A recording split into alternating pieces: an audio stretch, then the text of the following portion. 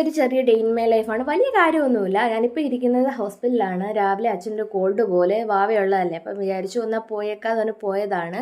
കുഴപ്പമൊന്നുമില്ല. അത് കഴിഞ്ഞ് ഞങ്ങൾ കടയിൽ കുറച്ച് ഷോപ്പിങ്ങും കാര്യങ്ങളും ഉണ്ടായിരുന്നു. ഹൗസ് വാമിംഗ് ഉണ്ടായിരുന്നു. അപ്പോൾ അതിന് വേണ്ടി ഒരു പ്രസൻറ്റേഷൻ വാങ്ങാൻ കയറിയതാണ്. ഇതാണ് മേടിച്ച പ്രസൻറ്റേഷൻ. നല്ലൊരു വർക്കാണ്. എനിക്ക് ഭയങ്കരമായിട്ട് ഇഷ്ടപ്പെട്ടു.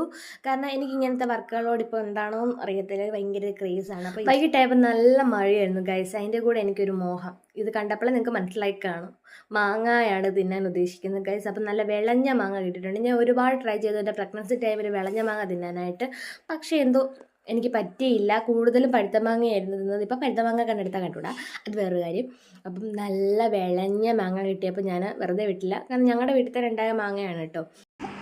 വാവാവോ വാവേ, എങ്ങനെയാ പാടുന്നേ? വാവാവോ ഓ, എങ്ങനാ? വാവാവോ